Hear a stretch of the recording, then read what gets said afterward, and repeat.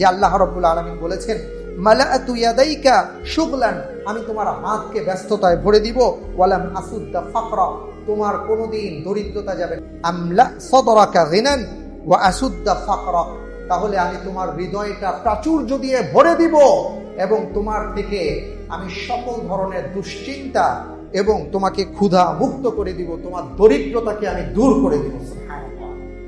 আল্লাহ রাব্বুল আলামিন বললেন ওয়া ইল্লা তাফআল মালাআতু ইয়াদাইকা শুগলান, যদি তুমি সেটা না করো তাহলে কি হবে, আমি তোমার হাত দুটোকে কাজ দিয়ে ভরপুর করে দিব, তোমার হাতে আর সময় থাকবে না। আল্লাহ রাব্বুল আলামিন বলেন আমি তার দরিদ্রতাকে এমন বাড়িয়ে দেব, সে এত সম্পদ হওয়ার পরেও যখন কেউ তাকে জিজ্ঞেস করবে ভাই কেমন আছেন, সে বলবে ভাই আর বলেন না, খুব খারাপ অবস্থায় আছে। গলা শুকাতে শুকাতে সবসময় হাতে পানি নিয়ে তাকে চলতে হয়, যে কোন সময় কোন কথা বলে গলা শুকায় যায়। আর কি ভাই ভালো নাই ভালো নাই এটা বলতে বলতে তার গলা শুকোতেই থাকে। এই লোকটাকে যেন মেশিন করে পাঠানো হয়েছে, তার হাতে আর সময় নাই, সে ঘুমাতে পারে না, সে খেতে পারে না, সে তার পরিবারকে সময় দিতে পারে না। কে সে ব্যক্তি? আল্লাহ রাব্বুল আলামিন বলেছেন যে বান্দা আমার জন্য সময় দিতে পারে না, আমি তাকে ব্যস্ত করে দিব, তার হাতে আর সময় থাকবে না, এইভাবে তার জীবনটা শেষ হয়ে যাবে।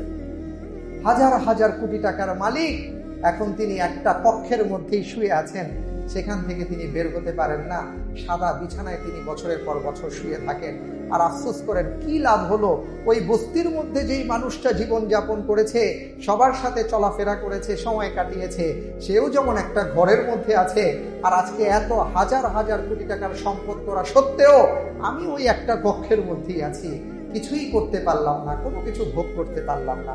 অর্থাৎ ওনার মাধ্যমে হাজার হাজার কোটি টাকা কামাই হয়েছে ঠিক, কিন্তু ওনার রিজিকটা সংকীর্ণ হয়ে গেছে, উনি আর ভোগ করতে পারছেন না। দরিদ্রতার দুইটা অর্থ আছে, একটা হলো যে আমরা তো দেখি যে একটা মানুষ খেতে পায় না, এটা এক ধরনের দরিদ্র। আরেকটা হলো মনের দারিদ্র। মনের দারিদ্র যেটা বলি না, চোখের ক্ষুধা, এই হলো চোখের ক্ষুধা। দেখবেন হাজার হাজার কোটি টাকার সম্পদ, তারপরেও তার জায়গা না কিনলে ঘুম আসে না, ফ্যাক্টরি আরেকটা না বাড়ালে তার ভালো লাগে না, তার টাকা না দেখলে তার ভালো লাগে না, কিন্তু সে খেয়ে যেতে পারছে না। এটা হলো এক ধরনের দরিদ্রতা, মনের দরিদ্রতা। যারা আমরা মনে করি যে অফিসে ব্যবসা বাণিজ্যে আমি নামাজ পড়লে, আমি আজকারগুলো করলে, আমি তিলাওয়াত করলে আমার মনে হয় সময় নষ্ট হয়, আমার সময় নষ্ট হয় না, কত বড় বারাকা হয়। আপনি একটু চিন্তা করে দেখেন, আমরা আমাদের বাচ্চাগুলোকে অনেক সময় ওরা তিলাওয়াত করতে চায়, আমরা তিলাওয়াত করতে দেই না। ওরা একটু ইবাদত বন্দেগী করতে চায়, আমরা দেই না। কেন?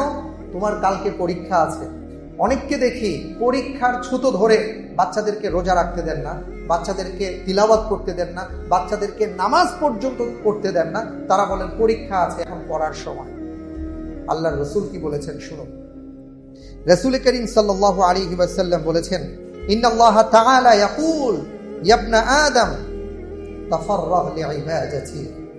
হে বনি আদম, আল্লাহ বলছেন, স্বয়ং আল্লাহ রাব্বুল আলামিন বলছেন, হে বনি আদম তাফাররাগ লিইবাদাতি, তোমরা আমার জন্য, আমার গোলামির জন্য, আমার ইবাদতের জন্য কিছু সময় তোমরা আলাদা করে ফেলো। সব কিছু থেকে আলাদা হয়ে আমার জন্য কিছু সময়কে তোমরা নির্ধারণ করে নাও। আল্লাহ রাসূল সাল্লাল্লাহু আলাইহি ওয়াসাল্লাম বলেছেন, আহারে তোমরা একটু নিচের দিকে তাকাও না, তোমরা উপরের দিকে কেন তাকাও? তোমার উপরে কে আছে তার দিকে কেন তাকাও? তোমার নিচে যিনি আছে তার দিকে তাকাও না, দেখো না তুমি কতটা ভালো আছো। আমরা সবসময় উপরের দিকে তাকাই, যার ফলে আমরা কখনো ভালো থাকতে পারি না। আপনি যত ব্যস্ত থাকুন আর যাই থাকুন, একটা নির্ধারিত সময় ঠিক করে নিন, যে সময়টা কেবল আপনার সাথে আল্লাহর হবে, মাঝখানে কেউ আসবে না। আল্লাহ আমাদের সবাইকে তৌফিক দান করুন, আমিন। যদি সেটা আমরা করতে পারি, ইনশাআল্লাহ আল্লাহ রিজিকের মধ্যে বারাকা দান করবেন। জাবের রাদিয়াল্লাহু তাআলা আনহু বর্ণনা করেন, ক্বালা নবী সাল্লাল্লাহু আলাইহি ওয়াসাল্লাম, তাবিউ বাইনাল হজ্জ ওয়াল উমরা ফাইন্নাহুমা ইয়ানফিয়ানিল ফাকর ওয়াদ দুনুব কামা ইয়ানফিল কিরু খুবসাল হাদিদ। এই হাদিসের মধ্যে যেটা আসছে যে তোমরা হজ এবং ওমরা করো, বাই রোটেশন হজ এবং ওমরা করো, তাহলে কি হবে? তাহলে যেটা হবে, রাসূল সাল্লাল্লাহু আলাইহি ওয়াসাল্লাম বলেন, এর মাধ্যমে আল্লাহ তাআলা তোমাদের দুটো উপকার করবেন। একটা হলো তোমাদের দারিদ্র্য বিমোচন করে দিবেন, তোমরা কখনো অভাবগ্রস্ত হবে না। আর দুই নম্বর হচ্ছে তোমাদের পাপগুলোকে আল্লাহ তাআলা মোচন করে দিবেন। সুবহানাল্লাহি ওয়া বিহামদি। আল্লাহ তাআলা আমাদেরকে তৌফিক দান করুন বেশি বেশি হজ এবং ওমরা করার। সুতরাং আমরা হজ করব, ওমরা করব, এটার মাধ্যমে আমরা অভাবমুক্ত হব ইনশাআল্লাহ তাআলা, সেই সাথে আমরা দারিদ্র থেকেও বেঁচে থাকতে পারবো। আল্লাহ তৌফিক দান করুন, আমিন। আত্মীয়তার বন্ধন রক্ষা করা, এই জায়গায় তো আমরা বিশাল একটা ধরা খেয়ে আছি, কম বেশি সবাই জানি। সেটা হলো আল্লাহ রসুল সাল্লাল্লাহু আলাইহি সাল্লাম কি বলেছেন দেখুন, আমরা অনেক সময় আত্মীয় দেখলে, বাসায় মেহমান আসছে রে, আমাদের চোখ কপালে উঠে, আমাদের ফরেনহাইট ডিগ্রি নাকি বেড়ে যায়, ঠিক আছে, টেনশনে অবস্থা খারাপ, হ্যাঁ কি খাওয়াবো কি পড়াবো। আর ঢাকা শহরে আমরা যারা থাকি, আল্লাহু আকবার, আত্মীয় দেখলে তো আমাদের মাথা ঠিক থাকে না। অথচ আপনারা কি জানেন যে আত্মীয়তার বন্ধন রক্ষা করে মেহমানদারি করা, আত্মীয়দের মেহমানদারি করা, যাদেরকে আপনি মেহমানদারি করবেন, এটা কত বড় সুন্নাহ। এটা আল্লাহর রসুলের সুন্নাহ। হযরত ইব্রাহিম আলাইহিসসালাতু ওয়াস সালাম সারা জীবনে কোনোদিন একবেলা মেহমান ছাড়া আহার করেননি, সুবহানাল্লাহি ওয়া বিহামদিহি। আর আমরা এখন মেহমান দেখলে ভয় পাই, আল্লাহ হিফাজত করুন, আমিন। তো আত্মীয়তার বন্ধনের ক্ষেত্রে কি বলা হয়েছে, হযরত আনাস রাদিয়াল্লাহু তাআলা আনহু বলেন, ক্বালান নবী সাল্লাল্লাহু আলাইহি ওয়াসাল্লাম, মান আহাব্বা আন ইয়াবসুতা লাহু ফি রিজকি, কেউ যদি চায় তার রিজিকের মধ্যে আল্লাহ বরকত দান করুন, তার রিজিক বেড়ে যাক, কেউ যদি চায়, মান আহাব্বা, কেউ যদি পছন্দ করে, তাহলে কি হবে, এবং যদি সে যায়, ওয়ায়ুনসাউ লাহু ফি আসারি, এবং সে যদি চায় যে তার হায়াত বাড়ুক। আমরা কে না চাই আমাদের হায়াত বাড়ুক, সবাই তো চাই যে হায়াতে বারাকা হোক। কেউ যদি রিজিকে বরকত চায় এবং হায়াতে বরকত চায়, আল্লাহ রাসূল সাল্লাল্লাহু আলাইহি ওয়াসাল্লাম বললেন, ফালিয়াসিল রাহমাহু, সে যেন আত্মীয়তার বন্ধন রক্ষা করে। আপনি আপনার আত্মীয়দের সাথে সম্পর্ক বজায় রাখুন, সুসম্পর্ক বজায় রাখার চেষ্টা করুন। দূরে আছে সবসময় হাই হ্যালো করার চেষ্টা করুন, কেউ বিপদে আছে তাকে সহযোগিতা করার চেষ্টা করুন। এর মাধ্যমে রিজিকে বরকত হবে, হায়াতে বরকত হবে। কেউ অসুস্থ আছেন, তাকে চিকিৎসা করার ব্যবস্থা করুন। কারো বাড়িতে খাবার নেই, তার বাড়িতে খাবার পাঠান, ইনশাআল্লাহ তাআলা এই উপকারগুলো আমরা পাবো। এবং দান করা, আমরা তো কেউ ঋণ চাইলে ঋণ দিতে চাই না, ঋণ চাওয়া মাত্রই বলি যে ভাই টাকা নাই, আর একটু আগে চাইতেন, অনেক ধরনের কথা বলি। আবার অনেক আল্লাহর বান্দা আছে, ঋণ নেওয়ার পরে সে ভুলেই যায় যে আমি কারো কাছ থেকে ঋণ নিয়েছি। তো যাই হোক, দুদিকেই আমাদের সমন্বয় করা উচিত। সেটা হলো হাদিসের মধ্যে এবং কোরআনের মধ্যে কি আসছে, আল্লাহ রাব্বুল আলামিন বলেছেন, মান যাল্লাযী ইউকরিদুল্লাহা করদান হাসানা ফায়ুদাইফাহু লাহু আদআফান কাসীরা, সূরা বাকারার 245 নম্বর আয়াতের মধ্যে এসেছে, কে এমন আছে যে আল্লাহ রাব্বুল আলামিনকে কর্জে হাসানা দিবে। এই আয়াত নাজিল হওয়ার পরে সাহাবাগণ আজমাইন দৌড়ে আসছেন, ইয়া রাসূলুল্লাহ, আল্লাহ তাআলার কি কর্জের দরকার আছে? রাসূল সাল্লাল্লাহু আলাইহি সাল্লাম বললেন, না, আল্লাহর কর্জে হাসানা বলতে আল্লাহ রাব্বুল আলামিন বলেছেন তোমাদেরকে যে তোমরা যদি কর্জে হাসানা মানে দান করো, সাদাকা করো, যেই মানুষগুলোর প্রয়োজন তাদের প্রয়োজনগুলোকে পূরণ করো, এটাই যেন তুমি কর্জে হাসানা দিলা। কি হবে তাহলে? ফায়ুদাইফাহু লাহু আদআফান কাসীরা, পরের অংশে আল্লাহ তাআলা বলছেন তাকে আল্লাহ রাব্বুল আলামিন বেশুমার বাড়িয়ে দিবেন, যার কোনো হিসাব নিকাশ নেই, এটার কোনো হিসাব নাই। আপনি সাদাকা করবেন যে আল্লাহ তুমি কর্জে হাসানা চেয়েছো, আমি দিলাম, কোনো হিসাব নাই। আপনি কোন দিক থেকে কি যে আসবে আপনি কল্পনাও করতে পারেন না। কোনো মানুষ আপনার কাছে সাহায্য চেয়েছেন, কর্জ চেয়েছেন, অথবা বিপদে পড়েছেন, আপনি তাকে কর্জে হাসানা দেন, যে ভাই কর্জে হাসানা মানে হচ্ছে আপনি কাউকে এমনভাবে টাকাটা দেওয়া যে ভাই আপনার বিপদ কেটে গেলে আপনি আমাকে টাকাটা দিবেন, এই জন্য আমি তাকে আর কোনো বিরক্ত করব না। আর আরেকটা হলো তাকে সাদাকা করে দেওয়া, আল্লাহর রাস্তায় তাকে দান করে দেওয়া আল্লাহর সন্তুষ্টির জন্য, এটা হলো কর্জে হাসানা। এবং যেই কোনো ক্ষেত্রে আপনি সাহায্য সহযোগিতা করবেন, দান করবেন, সাদাকা করবেন, আল্লাহ তাআলা আমাদের রিজিকের মধ্যে বরকত দান করে দিবেন। হযরত বিলাল রাদিয়াল্লাহু আনহুর হাতে খেজুরের একটা ছড়ি ছিল। তো রাসূল সাল্লাল্লাহু আলাইহি সাল্লাম বললেন, বিলাল তোমার হাতে ওটা কি? তিনি বললেন, ইয়া রাসূলুল্লাহ, খেজুরের ছড়ি, এটা আমি কিছু আপনার জন্য রেখেছি, আমি কিছু খাবো। তো রাসূল সাল্লাল্লাহু আলাইহি সাল্লাম তখন বললেন যে তুমি কি চাও না জাহান্নামের আগুন থেকে হেফাজতে থাকতে? অবশ্যই চাই। তুমি কি চাও না যে তোমার রিজিকটা বেড়ে যাক? হযরত বিলাল রাদিয়াল্লাহু তাআলা বললেন, ইয়া রাসূলুল্লাহ, অবশ্যই চাই। তখন রাসূল সাল্লাল্লাহু আলাইহি ওয়াসাল্লাম বললেন, আনফিক ইয়া বিলাল ওয়ালা তাখশা মিন যিল আরশ ইগলালান, যে বিলাল, তোমাকে আল্লাহ তাআলা যা দিয়েছেন তুমি সেখান থেকে দান করো, এবং যিনি আরশের মালিক তুমি ভয় করো না, তিনি তোমার রিজিকের দরজাকে উন্মুক্ত করে দিবেন। সুবহানাল্লাহি ওয়া বিহামদিহি। তুমি ভয় করো না যে তোমার রিজিক কমে যাবে, যে আমি আমার পকেট থেকে দিলাম কমে গেল, না, এটা বলো বেড়ে গেল। ইয়ামহাকুল্লাহুর রিবা ওয়া ইউরবিস সাদাকাত, আল্লাহ তাআলা বলেছেন যে সুদ খায় সে দেখে যে তার সম্পদ বাড়ে, কিন্তু তার সম্পদ বাড়ে না। কিন্তু যে সাদাকা করে যে দান করে তার কিন্তু সম্পদ বাড়তে থাকে, এটা দুনিয়াতেও বাড়ে আখিরাতেও বাড়ে। এই জন্য বেশি বেশি করে আমরা দান সাদাকা করব, আল্লাহ তাআলা সেই তৌফিক দান করেন, আমিন। এবং রাসূল করিম সাল্লাল্লাহু আলাইহি ওয়াসাল্লাম বলেছেন যে আল্লাহ তাআলা হাদিসে কুদসিতে বলেন, ইবনা আদম আনফিক ইউনফাকু আলাইক, বুখারীর হাদিস, যে হে বনি আদম তোমরা আল্লাহর পথে খরচ করো, তাহলে আল্লাহ রাব্বুল আলামিনও তোমার জন্য খরচ করবেন, অর্থাৎ তোমার রিজিকের মধ্যে বরকত দান করে দিবেন। সুবহানাল্লাহি ওয়া বিহামদিহি। আমাদেরকে সবকিছুর উপরে আল্লাহর উপর বিশ্বাসী হতে হবে, ঈমানদার হতে হবে। আপনার আমার ঈমান যদি মজবুত থাকে, আমরা যদি আল্লাহকে বিশ্বাস করতে পারি, ইনশাআল্লাহ তাআলা রিজিকের দুয়ার আল্লাহ তাআলা খুলে দিবেন। আমরা সেই প্রমাণও পেয়েছি যেটা বলেছিলাম সূরাতুল আরাফের 96 নম্বর আয়াতে, ওয়ালাউ আন্না আহলাল কুরা আমানু ওয়াত্তাকাউ লাফাতাহনা আলাইহিম বারাকাতিন মিনাস সামাই ওয়াল আরদ ওয়ালাকিন কাযযাবু ফাআখযানাহুম বিমা কানু ইয়াকসিবুন। আল্লাহ তাআলা একটি জনপদের কথা উল্লেখ করেছেন যে ওই জনপদের লোকগুলো যদি আমাকে মিথ্যা প্রতিপন্ন না করত, আমাকে অস্বীকার না করত, তারা যদি আমার উপর ঈমান আনতো, তাহলে আকাশ থেকে আমি রিজিকের দুয়ারকে উন্মোচন করে দিতাম। সুবহানাল্লাহ। তাহলে এক নম্বর হচ্ছে যে আমরা মনে প্রাণে কাজে কর্মে কথা বার্তায় সর্বক্ষেত্রে আমরা আল্লাহকে বিশ্বাস করি, সেটা আমাদের প্রমাণ দিতে হবে। আল্লাহ তাআলা তৌফিক দান করুন, আল্লাহুম্মা আমিন। আমাদেরকে তাকওয়াবান হতে হবে, তাকওয়াবান হতে হবে। আল্লাহ রাব্বুল আলামিন সূরাতুত তালাকের 2 এবং 3 নম্বর আয়াতে ইরশাদ করেন, ওয়ামাই ইত্তাকিল্লাহা ইয়াজআল লাহু মাখরাজা, যে আল্লাহকে ভয় করে আল্লাহ রাব্বুল আলামিন তার জন্য রাস্তাগুলোকে, পথগুলোকে, তার জীবন চলার পথকে আল্লাহ সহজ করে দেন। সুবহানাল্লাহি ওয়া বিহামদিহি। আল্লাহকে ভয় করতে হবে।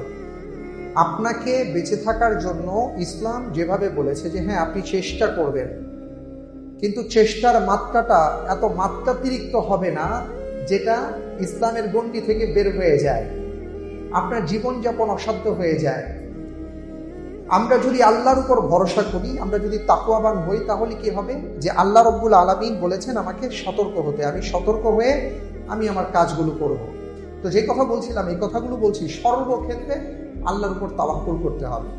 আপনি আপনার জীবনযাপন সহজভাবে করবেন, আপনি চেষ্টা করবেন, এরপরে আল্লাহর উপর ছেড়ে দিবেন। আল্লাহকে ভয় করে চলা, সর্বক্ষেত্রে আল্লাহকে ভয় করে চলবো। রিজিকের ক্ষেত্রে, যেই কোনো ক্ষেত্রে আল্লাহকে ভয় করে চলবো। আল্লাহ তাআলা বলছেন, ওয়ামাই ইয়াত্তাকিল্লাহা ইয়াজআল লাহু মাখরাজা, কেউ যদি আল্লাহ রাব্বুল আলামিনকে ভয় করে চলেন, তাহলে আল্লাহ তাআলা তার জন্য পথকে সুগম করে দেন। সুবহানাল্লাহি ওয়া বিহামদিহি। এই যে হায়াত, এটাও কিন্তু রিজিকের অন্তর্ভুক্ত। আপনার আবার হায়াত নাই, আর রিজিক পাবো কোথায়?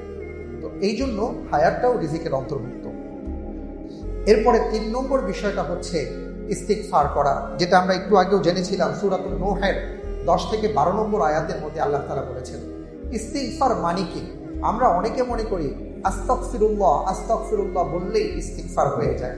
আমরা অনেকে বলি যে হুজুর সলাতুল ইস্তিগফার করতে চাই, সলাতুল তাওবা করতে চাই। আসলে বিষয়টা আমাদের অনুধাবন করতে হবে।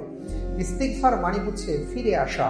ইস্তিগফার মানে হচ্ছে আমি আগে যে পাপগুলো করেছি সেই পাপগুলো আর করব না, এই ব্যাপারে সংকল্প করা। ইস্তিগফার মানে হচ্ছে আমি আগে যে ভুলগুলো করেছি সেই ভুলগুলো নিয়ে অনুশোচনা করা। ইস্তিগফার মানে হচ্ছে অনুশোচনার আগুনে জ্বলে পুড়ে আল্লাহর কাছে কায়ে বড় বাক্যে নিজের জন্য ক্ষমা প্রার্থনা করা। এই বিষয়গুলো হলো ইস্তিগফার। মুখে তওবা তওবা আর ইস্তিগফার বললে ইস্তিগফার হয় না। আপনার আমার কাজে কর্মের মাধ্যমেই হলো আমরা ইস্তিগফারটাকে প্রমাণ করব। এটা যদি কেউ করতে পারেন, রব্বুল আলামিন বলেছেন আমি তার রিজিকের মধ্যে বরকত বাড়িয়ে দিব, আকাশ থেকে বৃষ্টি বর্ষণ করব, আমি তার সম্পদ বাড়িয়ে দিব, তার ফসল বাড়িয়ে দিব, তার সন্তান সন্ততির মধ্যে আমি বারাকা দান করবো। সুবহানাল্লাহি ওয়া বিহামদিহি। আল্লাহ রব্বুল আলামিনের উপর আমরা ভরসার কথা ইতিপূর্বে জেনেছি। তো আরেকটা বিষয় ছিল, সেটা হলো যে আল্লাহকে ভয় করো। আল্লাহকে ভয় করা, ভয়টা মানে কি? আমার জীবন যাপনের ক্ষেত্রে সকল ক্ষেত্রেই আল্লাহকে ভয় করে চলবো। একটা হলো তাওয়াক্কুল, ঠিক আছে? ওয়ামাই ইয়াত্তাকিল্লাহা ইয়াজআল লাহু মাখরাজা, একটা হলো তাওয়াক্কুল করা, আর আরেকটা হচ্ছে তাকওয়া অর্জন করা। অর্থাৎ তাকওয়া হলো ভয় করা, তাওয়াক্কুল হলো ভরসা করা। ভরসা রাখতে হবে কার উপর? আল্লাহ রাব্বুল আলামিনের উপর। এই ব্যাপারটা আমাদের খেয়াল রাখতে হবে। আল্লাহ রাব্বুল আলামিন তার রাসূল সাল্লাল্লাহু আলাইহি ওয়াসাল্লামের মাধ্যমে আমাদেরকে জানিয়েছেন, এবং পবিত্র কোরআনে কারীমের আয়াত এসেছে, ওয়ামান ইয়াতাওয়াক্কাল আলাল্লাহি ফাহুয়া হাসবুহ, যে আল্লাহর উপর তাওয়াক্কুল করতে পারে, ভরসা করতে পারে, আল্লাহ তাআলা তার জন্য যথেষ্ট। সুবহানাল্লাহি ওয়া বিহামদিহি। আল্লাহর উপর তাওয়াক্কুল করতে হবে, তার উপর ভরসা করতে হবে। ভাই, এখানে একটু ব্যাপার বুঝে নেই আমরা, সেটা হচ্ছে আপনাকে সর্বোচ্চ চেষ্টা করতে হবে। আল্লাহ রাব্বুল আলামিন বলেছেন যে যখন নামাজ হবে, ফাইদা কুদিয়াতিস সালাতু ফান্তাশিরু ফিল আরদ, যখন নামাজ হয়ে যাবে তখন তোমরা জমিনে বিচরণ করো। ফাইদা কুদিয়াতিস সালাতু ফান্তাশিরু ফিল আরদ ওয়াবতাগু মিন ফাদলিল্লাহ, আল্লাহর অনুগ্রহ তোমরা তালাশ করো। অর্থাৎ সালাত শেষ, আমরা বের হয়ে যাব রিজিকের সন্ধানে, আল্লাহর অনুগ্রহ তালাশ করব। কিন্তু তালাশ করতে যখন বের হব, আমি তাওয়াক্কুল করব কার উপর? আল্লাহর উপর, ভরসা করব আল্লাহর উপর, যে আমি আল্লাহ বের হয়েছি, আমার কাজ হতেও পারে, নাও হতে পারে, কিন্তু আপনি বলেছেন আমাকে চেষ্টা করতে, আমি চেষ্টা করার মালিক, আমি চেষ্টা করতে পারি, বাকি আপনি দেয়ার মালিক, আপনার পক্ষ থেকেই আসবে। তো এইটাই হলো তাওয়াক্কুল। এখন আমি যদি বলি যে আমি ঘরের মধ্যে বসে থাকবো, আমি মসজিদের মধ্যে বসেই থাকবো, আল্লাহ আমার রিজিক এখানে পাঠাবেন, অবশ্যই আল্লাহ পাঠাবেন, কিন্তু এই পরীক্ষা করা আমাদের মোটেও সমীচীন হবে না। কারণ এটা যেন আমি আল্লাহকে পরীক্ষা করছি, আল্লাহ আমাকে পরীক্ষা করছেন না, নাউযুবিল্লাহি মিন যালিক।